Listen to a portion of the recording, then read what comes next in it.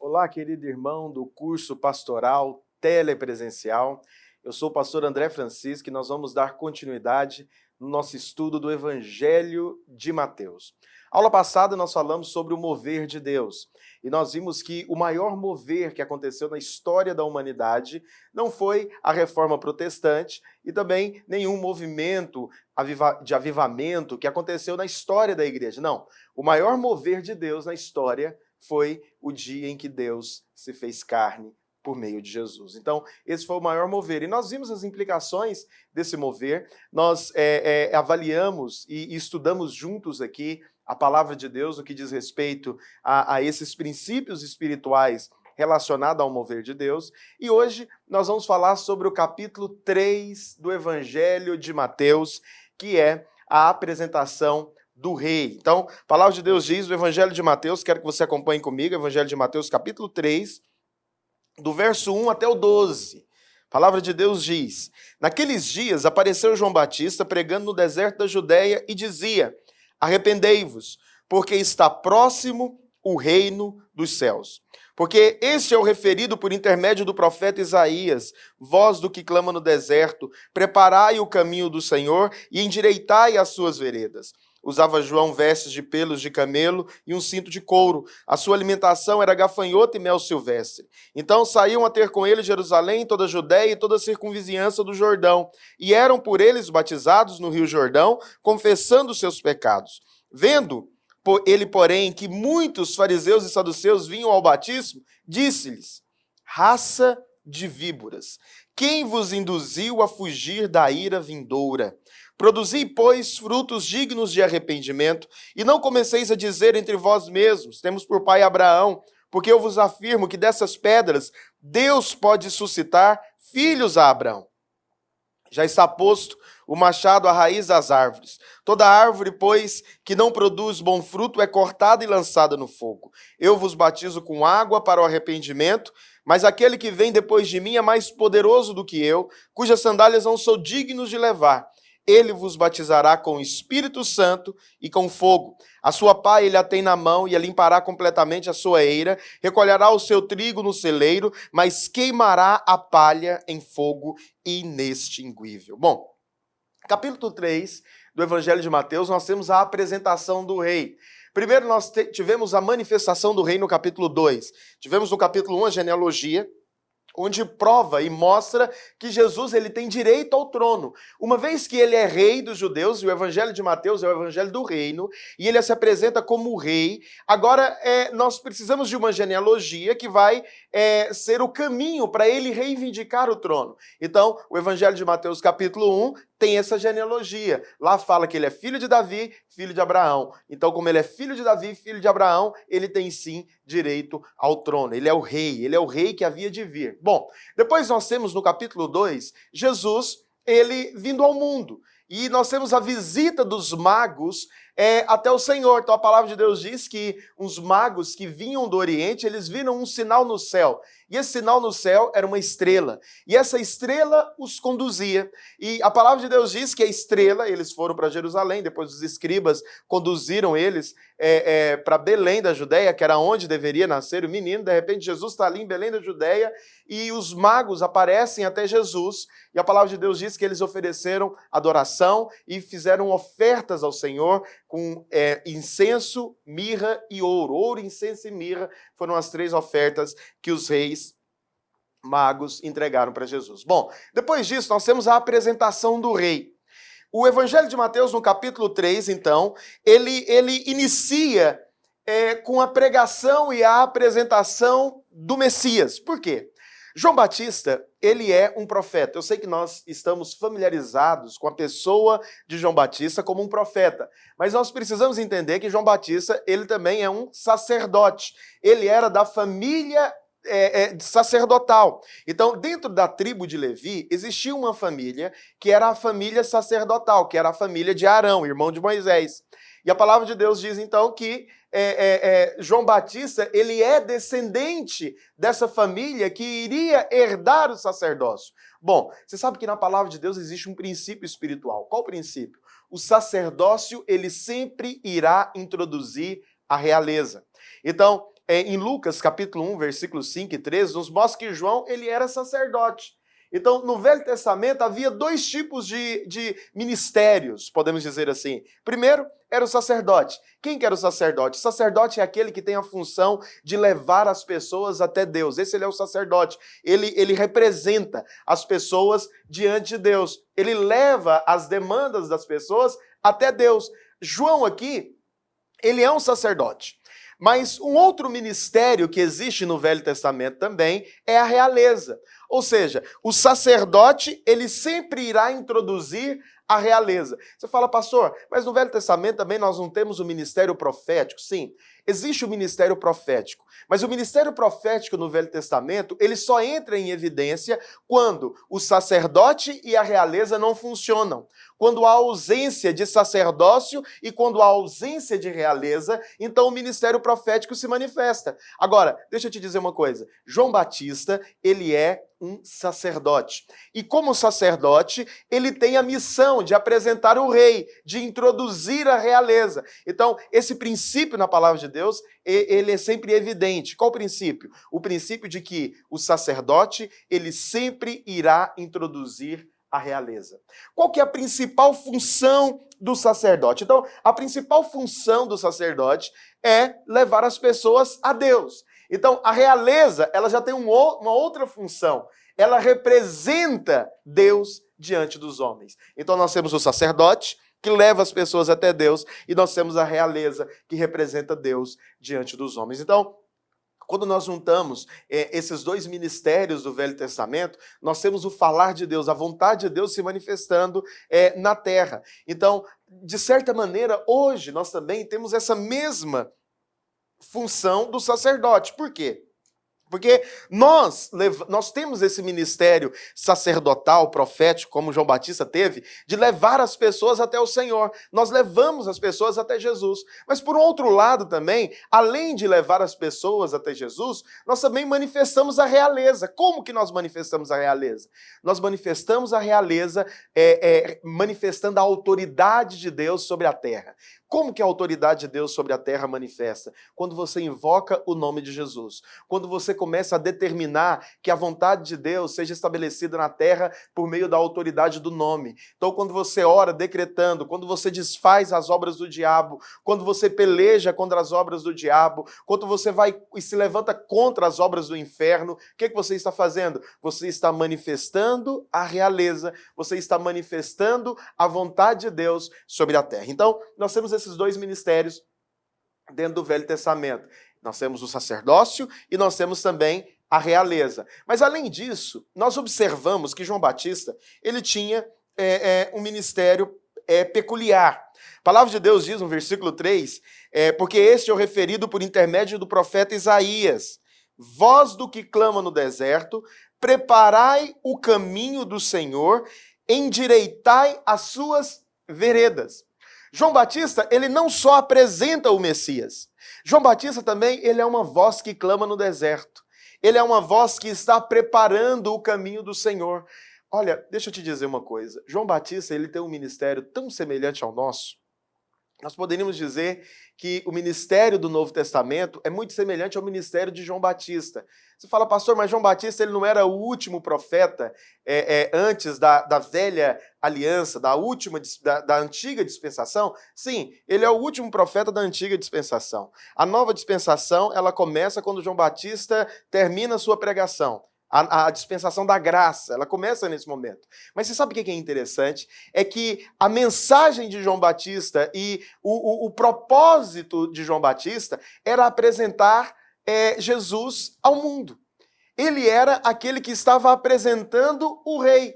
De maneira que hoje nós também temos esse ministério. Qual ministério? De apresentar Jesus aos homens. De apresentar Jesus aos homens, de falar de Jesus aos homens. Esse é o ministério de João Batista, esse é o ministério profético. Agora, ele era uma voz que clamava no deserto. Por quê? Porque João Batista, ele estava completamente na contramão da cultura religiosa daquela época. Então, o sacerdote daquela época, ele tinha uma vestimenta peculiar dele. Então, ele tinha o seu estilo próprio de vestir. Ele tinha a sua maneira de falar. Ele tinha o seu jeito de abordar. João Batista, ele vem contrariando todos esse jeito comum de pregar, de ensinar. Primeiro, ele está no deserto, ele não está numa sinagoga ensinando. Segundo, ele tinha uma roupa completamente diferente. A roupa de João Batista era uma pele de camelo. Você consegue imaginar um pregador que tem uma pele, ele se veste com pele de camelo, roupa com pele de camelo. Mas ele não só tinha roupa com pele de camelo, ele tinha também uma comida diferente. A sua refeição era gafanhoto e mel silvestre. Você já comeu gafanhoto? Sabe o gosto que tem? Pois é, João Batista, ele tinha até a comida dele era diferente, era contra a cultura mundana, era contra a cultura religiosa. Ele se aparece como uma voz falando aquilo que ninguém está falando. Gente, prepare o caminho do Senhor. Ele está preparando o caminho do Senhor, ele está anunciando a vinda do rei. Então, de acordo com a lei, um sacerdote, ele deveria se vestir de linho. Ele tinha uma roupa especial. Ele tinha que comer a comida sacerdotal. Agora, João, ele estava completamente fora da religião. Ele também estava fora da cultura. Ele comia coisas que certamente não cairia bem no seu paladar. Ele se vestia de uma maneira que não era muito agradável aos olhos. Certamente, se uma pessoa chega vestida como João Batista estava no prédio da sua igreja, ou na sua célula, certamente você vai estranhar. Pois é, João Batista, ele tinha essa característica, ele tinha esse perfil. Ele era uma voz que clamava no deserto. Então, ele tinha uma mensagem. Interessante que a mensagem de João Batista era uma mensagem também que era completamente contrária à cultura religiosa. Por quê? Porque ele chega anunciando a vinda do Messias. Tudo aquilo que os profetas anunciaram, tudo aquilo que o Velho Testamento apontava, de repente aparece um homem vestido com peles de camelo, comendo gafanhoto e mel silvestre, e agora ele apresenta dizendo que que o reino de Deus está vindo, que o reino de Deus está próximo. Ele começa a anunciar o reino de Deus. A mensagem dele era uma mensagem talvez dura de ouvir. Você sabe, nós que somos ministros do Evangelho, você que é ministro do Evangelho, certamente você tem um compromisso com a verdade. Eu sei que normalmente nós queremos sempre pregar aquilo que, de certa maneira, vai cair bem aos ouvidos. Mas você sabe, esse não era o compromisso de João Batista. João Batista, ele não tinha compromisso com a plateia. De maneira que quando os escribas religiosos chegaram para ouvir a sua pregação, ele não simplesmente fez nenhum tipo de referência amorosa a eles. Não. A palavra de Deus diz que quando os escribas chegaram, ele abordou dizendo, raça de víboras, cobras. É interessante isso, né? Isso não é comum nos nossos púlpitos. E, obviamente, nem deveria ser. Mas João Batista, ele estava completamente se posicionado contra o sistema religioso daquela época. De maneira que ele chega e fala, raça de víboras, quem vos induziu a fugir da ira vindoura? Imagina se você chega numa igreja, se você chega em um culto, em uma reunião, numa célula, e na hora que você está lá sentado, de repente o pastor levanta e fala, o que você está fazendo aqui, sua cobra? Mas traduzindo na linguagem de hoje, é justamente isso que João Batista fez. João Batista, ele os abordou, João Batista confrontou diretamente a estrutura religiosa que havia naquele momento. Por isso que ele era uma voz que clamava no deserto. Ele era uma pessoa completamente peculiar, única, com uma mensagem única, que ninguém estava pregando. Talvez o coração dos escribas, dos religiosos, estava completamente indiferente à manifestação do Salvador. Mas, de repente, aparece o Salvador, João Batista tem olhos para ver e perceber que o Salvador está se manifestando ao mundo, porque o próprio João Batista, ele também faz parte do cumprimento dessa profecia, porque ele é aquele que está preparando o caminho do Senhor. Então algo extraordinário acontece, uma combinação perfeita. Ele simplesmente prega com autoridade, ele prega com a verdade, o compromisso dele é em anunciar a manifestação do Filho de Deus, o compromisso dele é em anunciar a vinda do Salvador. Essa era a mensagem de João Batista. Você fala, pastor, mas ele se manifestou de uma maneira completamente contrária à sua época? É claro que sim. Você sabe, nós não devemos colocar métodos. Métodos passam. Nós temos que ficar com a palavra. A mensagem da palavra ela é sempre renovadora. A mensagem da palavra ela é sempre viva. A mensagem do evangelho, da graça de Deus, nunca vai envelhecer, porque ela é sempre as boas novas. Eu sei que a maneira como João Batista pregou assusta. E muitos crentes gostam, na verdade, dessa abordagem dura e firme, né? Você sabe, existe um ditado que quanto mais duro, mais firme, mais a igreja gosta. Mas a mensagem das boas novas do Evangelho são mensagens de aceitação. Inclusive, o nome Evangelho significa boas novas. E o que nós devemos ser? Nós devemos ser portadores das boas novas. Nós devemos ser portadores das boas novas. Nós devemos confrontar, sim, um erro, mas nós devemos confrontar o erro por meio da mensagem da graça de Deus. A mensagem da graça é algo tão irresistível, a mensagem da graça de Deus é algo tão confrontador, que uma pessoa que está vivendo no pecado, que uma pessoa que está vivendo no erro, quando ela ouve a mensagem irresistível da graça de Deus, não tem como ela ficar sem receber a mensagem da graça, porque o Evangelho é o poder de Deus para transformar todo aquele que crê. Então, nós somos portadores. Você sabe o que é interessante? É que a palavra de Deus, na verdade, não a palavra, mas a história conta que John Wesley, na época dos avivamentos na Inglaterra, conta que John Wesley era proibido pregar fora dos templos da igreja anglicana. Mas, de repente, aparece John Wesley como uma voz que clama no deserto. Por quê? Porque ele começa a pregar nas praças públicas. Naquele momento, o mover de Deus era pregar nas praças. O mover de Deus era pregar em lugar... Eu sei que hoje pregar nas praças não é nada assim extraordinário. Qualquer pessoa pode anunciar o evangelho, pregar numa praça pública. Mas naquela época era algo muito desafiador, porque iria contra a lei. Mas era o que Deus estava mandando. E esse homem, John Wesley, ele foi instrumento para manifestar um grande avivamento naquele país. Presta atenção, nós estamos aqui para ser uma voz que clama no deserto. Nós estamos aqui para pregar o que talvez ninguém queira pregar. Nós estamos aqui para anunciar aquilo que talvez alguns possam considerar como heresia ou talvez até mesmo ultrapassado. Mas o que nós estamos anunciando até hoje é a mensagem do Evangelho da graça de Deus, que tem poder para transformar e mudar o homem. Por isso, jamais abandone a mensagem do Evangelho da graça. A mensagem do Evangelho é a mensagem que tem poder para transformar. Acredite, tudo tem o seu lugar. É claro que uma ajuda psicológica tem lugar. É claro que uma ajuda com uma pessoa que está passando por um problema, uma dificuldade emocional, ela pode encontrar ajuda, ela pode encontrar momentaneamente uma ajuda ali. Mas acredite, a única coisa que tem poder para trazer resultado imediato e eterno é o Evangelho da graça de Deus. Por isso, jamais se aparte do Evangelho, jamais se aparte da mensagem da graça de Deus. Essa é a mensagem que nós anunciamos e pregamos. Bom, além disso, a mensagem de João Batista também é uma mensagem interessante, porque dentro da mensagem de João Batista nós temos duas palavras-chave. Primeiro é arrependimento.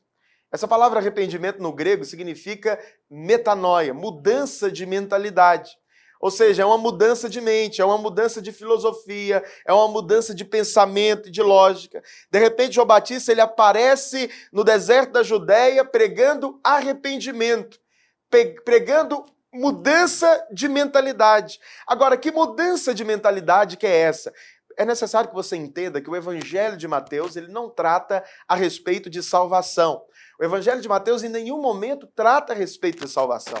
Aqui a mensagem é para o reino, de maneira que o Senhor ele está falando aqui para aqueles que tiveram uma experiência, ou seja, que já foram salvos. Aqui os judeus, o convite de João Batista é para os judeus. Então, o que João Batista está falando é o seguinte, gente, arrependei-vos. Arrependei-vos, porque é chegado o reino dos céus. Esse arrependei-vos, porque é chegado o reino dos céus, esse arrependimento é uma mudança de mentalidade. João Batista está convidando o povo, sabe, para fazer o quê? É o seguinte, vocês têm que arrepender e se prostrar debaixo do governo de Deus. Deus, ele vem para governar, Deus, ele vem para reinar, Deus, ele vem para promover mudança e transformação. Então é necessário que agora vocês arrependam, que vocês submetam ao governo de Deus, que vocês reconheçam a soberania de Deus e reconheçam a vontade de Deus. Essa é a mensagem de João Batista. Você fala, pastor, mas é possível ter pessoas salvas que não estão no reino de Deus? É claro que sim.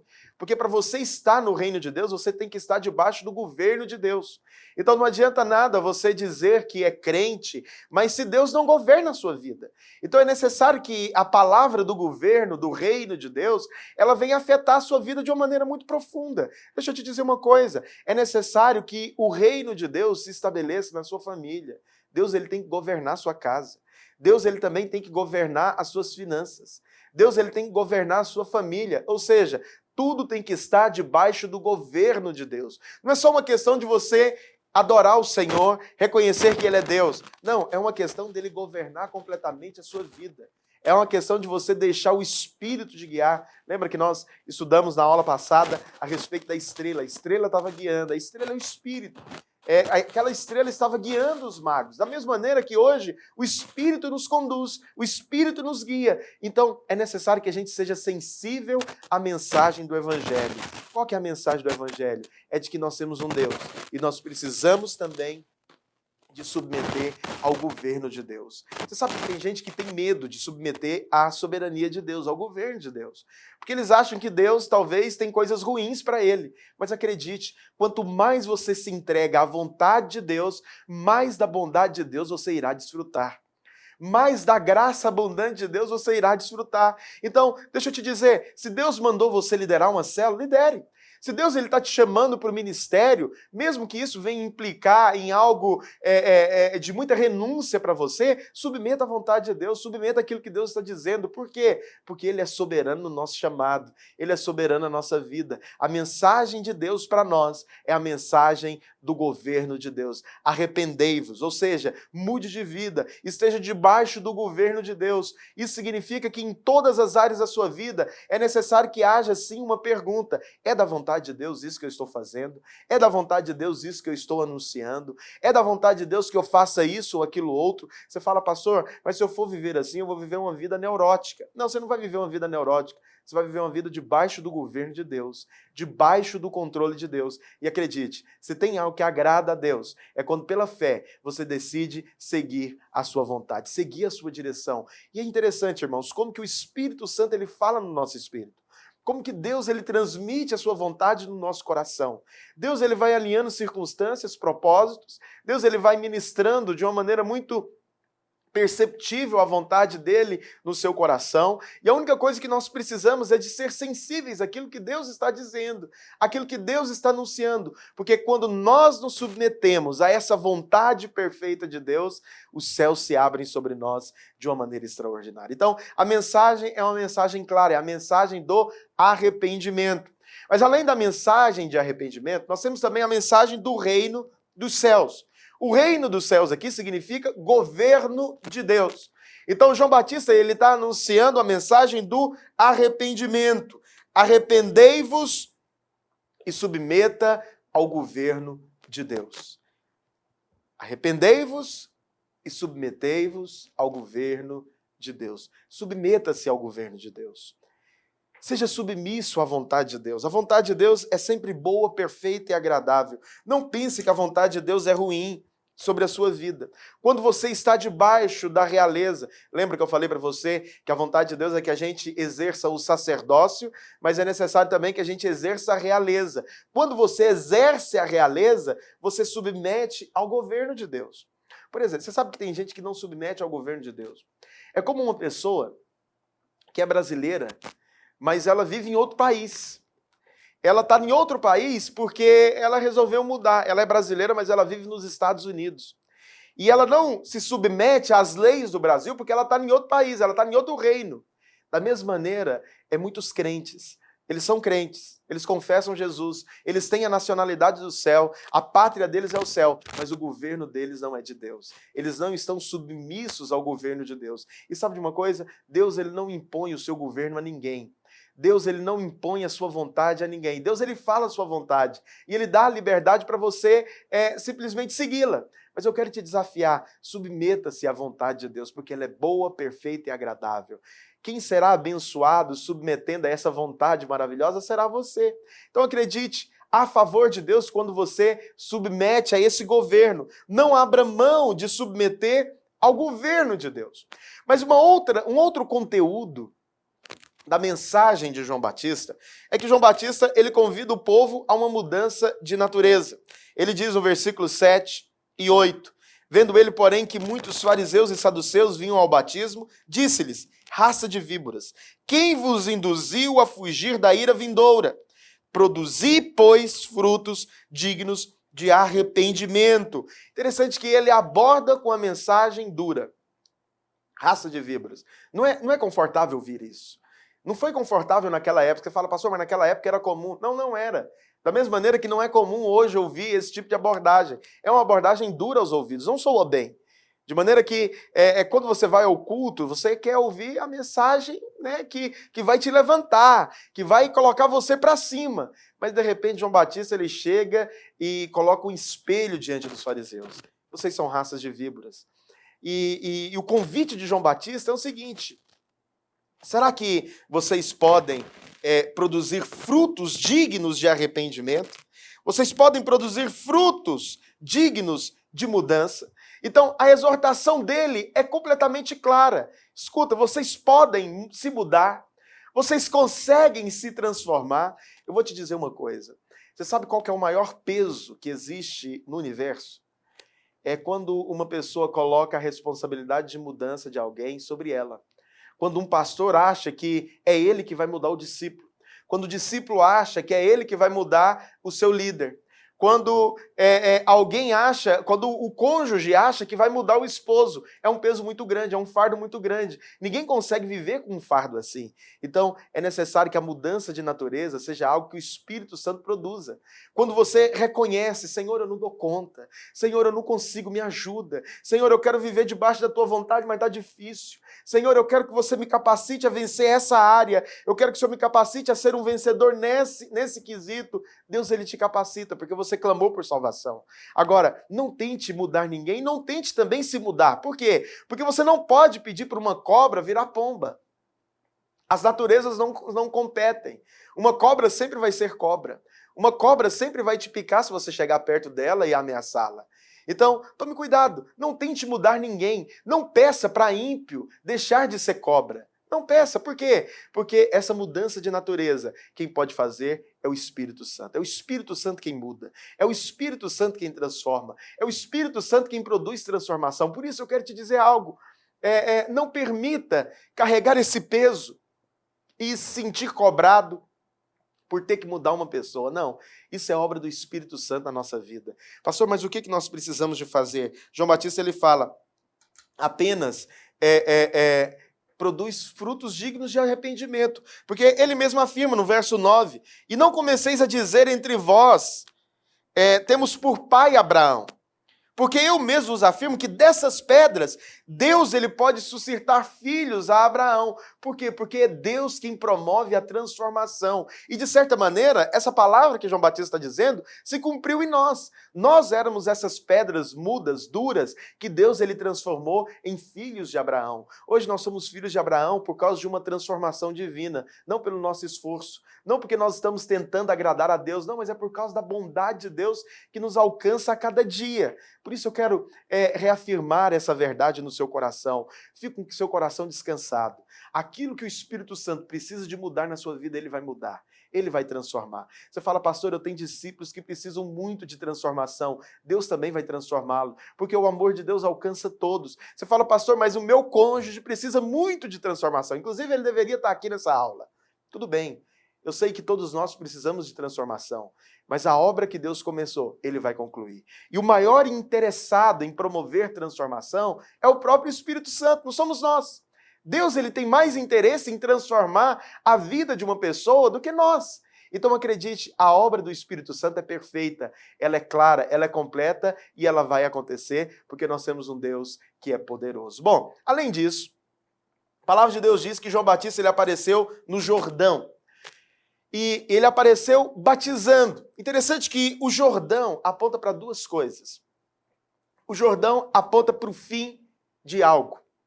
Interessante que quando o povo de Israel saiu do Egito e peregrinaram, o fim deles foi no Jordão. Ou seja, o Jordão aponta para o fim de um ciclo, de um estágio da vida.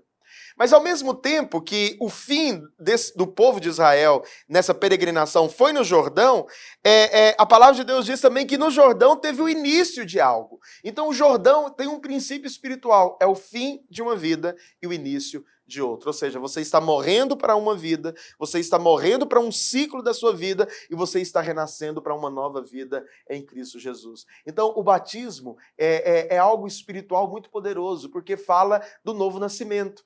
O batismo fala dessa realidade de novo nascimento, de transformação. Então, uma pessoa que batiza, ela está batizando porque ela tem a consciência e o entendimento de que algo precisa de ser deixado para trás, de que algo precisa de ser abandonado, que aquela velha vida, ela já não o pertence mais. Você fala, pastor, mas eu já desci as águas e volta e meia o velho homem, ele tenta ressuscitar dentro de mim. Sim, o velho homem, ele tenta ressuscitar dentro de você, mas o que você tem que ficar é com a verdade de Deus. Qual que é a verdade? É que o Senhor te fez nova criatura.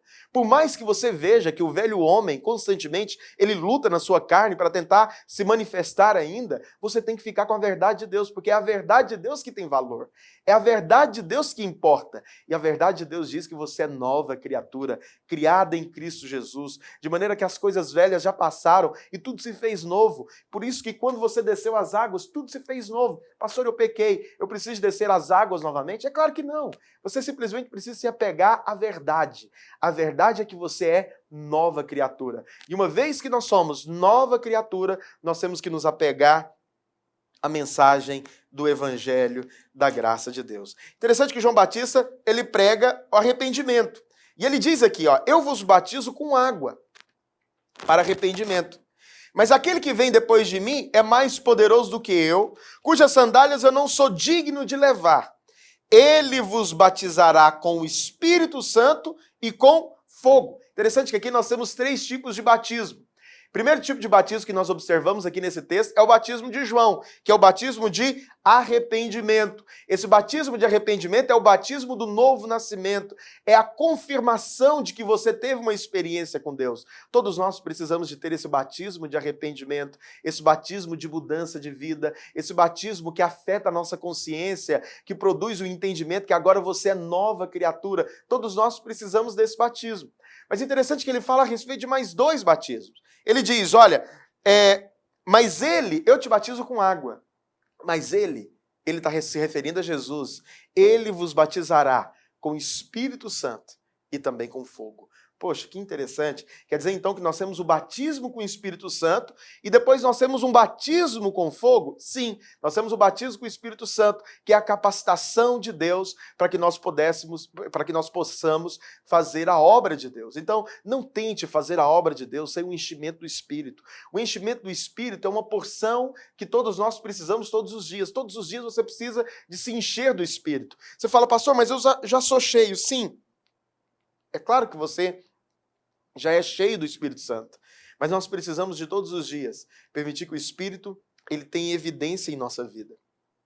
Por meio do falar em línguas, por meio da oração, por meio da adoração, por meio da confissão da palavra. Quando você confessa a palavra, você já está confessando a resposta de Deus. Esse é o segundo tipo de batismo, é um enchimento do Espírito. Pastor, mas no batismo eu já não fui batizado com o Espírito Santo? Não, o batismo é uma experiência, o batismo nas águas é uma experiência e o batismo com o Espírito Santo é uma outra experiência. Quando você é batizado no Espírito Santo, há evidências de que você foi batizado no Espírito Santo. E nós devemos buscar por essas evidências. Então, uma das evidências mais comuns no Novo Testamento é que aquele que foi batizado no Espírito Santo, ele ora em línguas. Então, essa é uma evidência de que você foi batizado no Espírito Santo. Pastor, uma pessoa que não ora em línguas, significa que ela não foi batizada no Espírito Santo? Não, não significa que ela não foi batizada no Espírito Santo. Mas uma pessoa que ora em línguas, nós temos a certeza que ela foi batizada no Espírito Santo. Então, essa é uma evidência de que uma pessoa foi batizada no Espírito Santo. Então, o batismo no Espírito Santo é algo imprescindível. Então, Jesus ele disse, João Batista diz, eu vos batizo com água, mas ele vem depois de mim e ele vos batizará com o Espírito Santo. Mas depois ele fala aqui também que ele vos batizará com o Espírito Santo e com fogo. É importante você entender que esse fogo mencionado aqui no versículo 11, ele não é o fogo do Espírito. Então presta atenção, o fogo aqui é o fogo da disciplina, é o fogo do inferno. E pastor, como assim? Quer dizer então que Deus ele batiza com o Espírito Santo, mas depois tem um batismo do inferno? Sim, por quê? Nós precisamos entender um princípio da hermenêutica, porque quando você lê um texto, você tem que seguir todo o contexto dele. Então, a palavra fogo aqui, ela não aparece só uma vez nesse texto, ela aparece 3 vezes. E 2 vezes fica nítido que o fogo é algo negativo. Então, a palavra de Deus diz no versículo 10, já está posto o machado à raiz das árvores. Toda árvore, pois, que não produz fruto, é cortada e lançada ao fogo. Esse fogo aqui é bom? É positivo? Não. Esse fogo aqui não é bom, não é positivo. Esse fogo é negativo. Então, se esse fogo aqui é negativo, e o fogo do capítulo 12 também, nós entendemos como algo negativo, então, a sua pá ele tem na mão, versículo 12, e limpará completamente a sua eira, recolherá o seu trigo no celeiro, mas queimará a palha em fogo inextinguível. Então, nós temos o fogo do versículo 10, que é negativo, o fogo do versículo 12, que é negativo. Então, seria muito incoerente se o fogo do versículo 11 fosse positivo, só ele fosse positivo. Então, esse fogo aqui também aponta para o inferno. Pastor, quer dizer então que o Espírito, o Senhor, ele nos batiza com o Espírito, mas também ao batismo do inferno do fogo? Sim, porque o batismo do fogo é a incomodação. Pastor, mas nós constantemente estamos clamando por fogo do Espírito? Sim, você pode clamar pelo fogo do Espírito, porque o mesmo fogo que queima no Espírito e produz em nós vida, é o mesmo fogo que produz incomodação no inferno. Você sabe, muitas pessoas perguntam, pastor, o que é esse fogo do inferno? Nós sempre ficamos curiosos para saber qual que é essa visibilidade do inferno, né? Queremos ter essa visão de como será o inferno. Mas acredite, o fogo do inferno nada mais é do que a presença de Deus naquele lugar. Porque a presença de Deus, para aquelas pessoas que não submeteram ao governo de Deus, que não fizeram a vontade de Deus, vai ser um inferno. Vai ser algo que incomoda muito. Por isso que Jesus, ele está dizendo, João Batista, ele está dizendo aqui, eu vos batizo com água, que é para arrependimento. Ou seja, quando você desce as águas, você está dizendo para todos e deixando claro para todos, e de maneira perceptível para todos, que você agora é uma nova criatura, que você teve uma decisão por Jesus, que você agora nasceu de novo. Você está deixando claro para o mundo espiritual e para o mundo natural.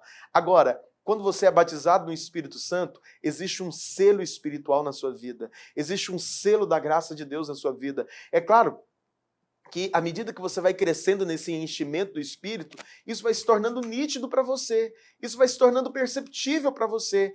Mas no mundo espiritual, os demônios, eles sabem que existe um selo de Deus sobre a sua vida. Os demônios, eles sabem que existe a marca do Espírito Santo sobre a sua vida. Por isso que nós fomos selados com o selo de Deus, amém? Bom, depois nós temos o batismo com fogo, que é o batismo da disciplina, que é o batismo que é literalmente o fogo do inferno. Então, aqueles que não se submetem ao fogo, ao governo de Deus, eles podem sim, de alguma maneira, sofrerem a disciplina da incomodação. Amém? Bom, depois nós temos no versículo 13 ao versículo 17, a unção do rei. Jesus é ungido. Eu gosto muito desse texto, porque esse texto aqui, do versículo 13 ao versículo 17, nós temos a maneira como que o Espírito trabalha na nossa vida. Então, eu queria que você acompanhasse comigo aí na sua Bíblia, Mateus capítulo 3, versículo 13, a Bíblia diz, por esse tempo, dirigiu-se Jesus da Galileia para o Jordão, a fim de que João o batizasse. Ele, porém, o dissuadia, dizendo, eu é que preciso ser batizado por ti, e tu vens a mim? Mas Jesus lhe respondeu, deixa por enquanto, porque assim nos convém cumprir toda a justiça. Então, ele o admitiu. Batizando Jesus, saiu logo da água, e eis que se lhe abriram os céus, e viu o Espírito de Deus descendo como pomba, vindo sobre ele. E eis que uma voz dos céus lhe dizia, este é o meu filho amado, em quem me comprazo. Interessante que nós temos aqui a unção do rei. Jesus sendo ungido. Primeiro, ele é apresentado. João Batista diz, esse é o Cordeiro de Deus que tira o pecado do mundo. Depois que Jesus é apresentado por João Batista, agora nós temos Deus selando aquilo que João Batista disse. João Batista apresentou, esse é o Cordeiro, e Deus fala, realmente, esse é o meu filho amado em quem me comprazo. A ele eu vi, ou seja, a ele segui, eu tenho prazer nele. Então, aqui é palavra de Deus para nós hoje. Por quê? Essa mesma voz que falou a respeito do Senhor, que testemunhou a respeito do amor dele pelo Senhor, essa mesma voz que nós devemos ouvir todos os dias, você é filho amado. Sabia, todos os dias quando você acordar, todos os dias quando você dormir, você tem que confessar bem alto para o mundo espiritual ouvir: eu sou filho amado. Eu sou filho muito amado. Não importa o que você fez, não importa o que você deixou de fazer. Por quê? Porque Deus, ele já se satisfez completamente em Cristo. Então, quando você declara isso, confiado na justiça de Cristo, os céus se alegram. Você cumpriu toda a justiça, porque hoje a única coisa que nós precisamos de fazer é crer na obra do Filho. Quando nós cremos na obra do Filho, nós estamos cumprindo a justiça. É interessante que aqui, Jesus ele nos serve de padrão para todas as coisas. Então nós precisamos seguir suas pegadas. Então Jesus ele precisou de ser ungido antes de iniciar o seu ministério. Então ele recebeu aqui 2 batismos. Primeiro batismo nas águas, depois ele recebeu o batismo no Espírito Santo. Por quê? Porque toda obra, como eu te disse, toda obra, para ela ser efetuada, realizada, você precisa do enchimento do Espírito Santo. Pastor, qual que é o risco de uma pessoa que faz a obra de Deus sem ser cheia do Espírito Santo? Primeiro, ela não vai aguentar. Porque só quando você está cheio do Espírito Santo é que você tem prazer em fazer tudo aquilo que você faz. Então, nós pregamos o Evangelho. Você está pregando o Evangelho. Talvez você converteu tem 1 ano, 2 anos. E você está pregando o Evangelho. Você tem prazer em pregar o Evangelho porque essa experiência está muito viva dentro de você. Mas acredite, esse mesmo fogo que está no seu espírito, no seu coração hoje, é o mesmo fogo que tem que estar daqui 20, 30, 40, 50 anos. Quando você estiver velhinho, você tem que falar ainda a respeito do amor de Deus, da bondade de Deus e da graça de Deus com lágrimas. Você tem que falar chorando e falando e anunciando a bondade de Deus. Por quê? Porque essa é a nossa vida. Nós fomos conquistados para anunciar o sacerdote, para anunciar a realeza. Ou seja, nós levamos e apresentamos as pessoas até Jesus por meio da mensagem das boas novas. Então, não tem como você viver muitos dias na sua vida espiritual sem o enchimento do Espírito Santo.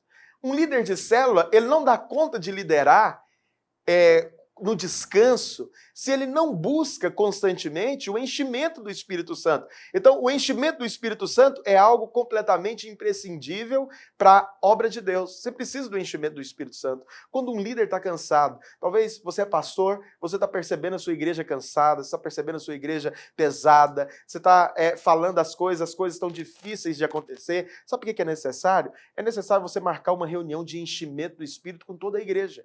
Porque o enchimento do Espírito é algo completamente imprescindível. Quando você clama pelo enchimento do Espírito, a igreja se renova. Então você fala: não, pastor, nós estamos cansados, eu acho que nós precisamos de dar um tempo, nós estamos muito cansados. Acredite, o cansaço físico, ele pode até vir.